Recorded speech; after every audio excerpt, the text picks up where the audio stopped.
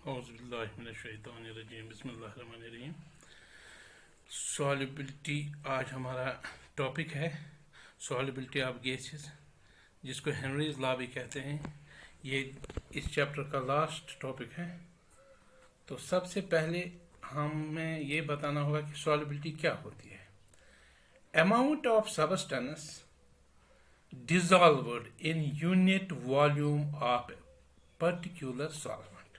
Amount of substance, amount of substance अगर हम solute लेंगे इन ग्राम में, वो डिजॉल्व करेंगे यूनिट वॉल्यूम यानी कि 1 लीटर में ऑफ सॉल्वेंट में, तो क्या है, टू फॉर्म सैचुरेटेड सोल्यूशन। ये सैचुरेटेड सोल्यूशन बनना चाहिए, अनसैचुरेटेड नहीं, saturated solution under given temperature and pressure. ये दो चीजें अहम याद रखना, under given temperature and pressure. देखो बेटा, सॉल्युबिलिटी के यूनिट्स क्या होते हैं, ग्राम पर लीटर या मोल पर लीटर या mole fraction of gas. Mole fraction of gas है गया जीटा गैस। ऐसे तो फैक्टर्स अफेक्टिंग सॉल्युबिलिटी, यानी कि सॉल्यूट और सॉल्वेंट जब हम मिलाएंगे तो सॉल्यूशन बनेगा, तो उसमें कौन कौन से फैक्टर्स जिम्मेदार होंगे कि सॉल्युबिलिटी की रेट क्या होगी, सॉल्युबल कैसे होगा, बहुत अच्छा सॉल्युबल होगा, आहिस्ता आहिस्ता होगा, रिएक्शन कैसे काम करेगी।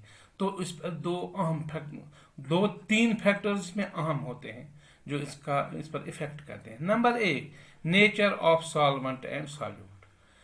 सॉल्यूट और सॉल्वेंट का नेचर कैसा होगा, उनको मिलने का अंदाज कैसा होगा, वो कैसे डिजॉल्व होंगे, वो कैसे सॉल्युबल होंगे।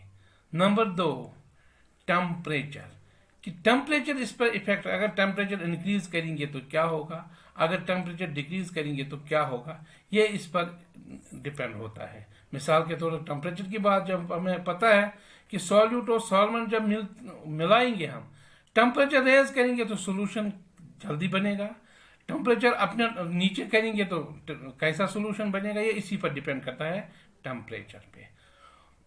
क्योंकि टेम्परेचर की बात जब लेंगे, दो रिएक्शन होती है, एक होती है एंडोथर्मिक, दूसरी होती है एक्सोथर्मिक। अगर हम एंडोथर्मिक लेंगे तो टेम्परेचर इंक्रीज करेंगे तो सॉल्युबिलिटी भी इंक्रीज होती है। अगर आपको याद होगा, ये 11th में हमने लीचर-लियर प्रिंसिपल पढ़ा होगा।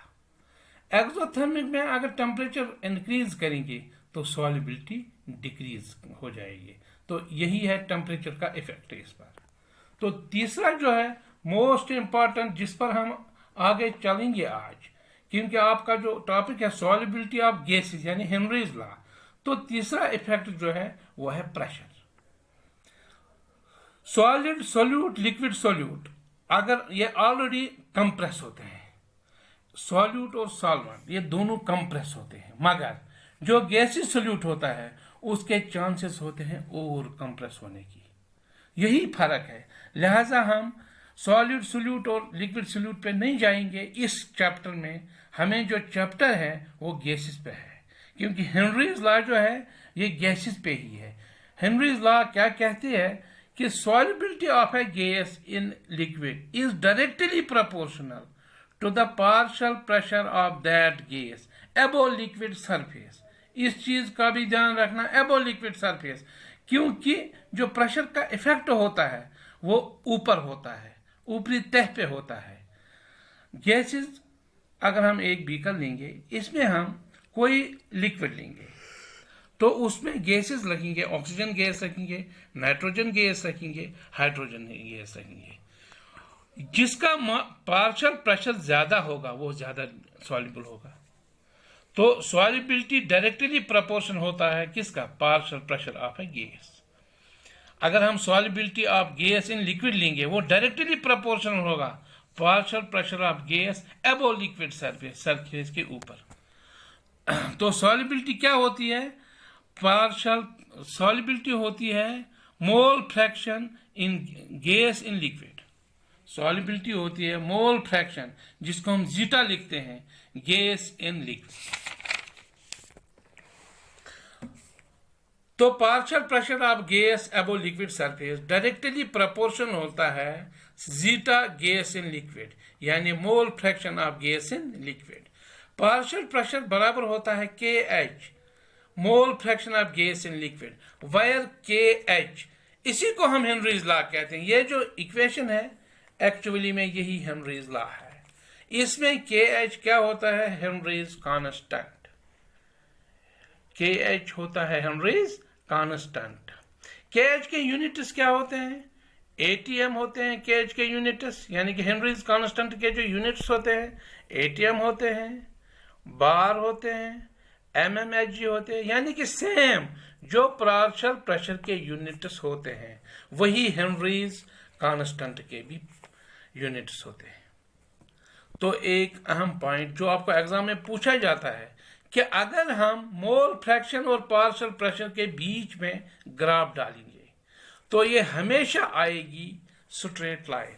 वहां आपको पूछा जाता है कि अगर हम पार्शियल प्रेशर और मोल फ्रैक्शन के बीच में ग्राफ डालेंगे क्या लाइन स्ट्रेट आएगी, क्या लाइन पैरेलल आएगी मोल फ्रैक्शन की, क्या लाइन पैरेलल आएगी पार्शियल प्रेशर की, क्या इनमें से कोई नहीं होगा। तो याद रखना जब हम मोल फ्रैक्शन और पार्शियल प्रेशर के बीच में ग्राफ डालेंगे वो एक स्ट्रेट लाइन आएगी। अगर हम यहाँ पर इसका स्लोप देखेंगे यानी थीटा, स्लोप बराबर होता है tan theta partial pressure divided by mole fraction of gas into Henrys constant. pH depends upon nature of gas and nature of solvent. Stay home, be safe.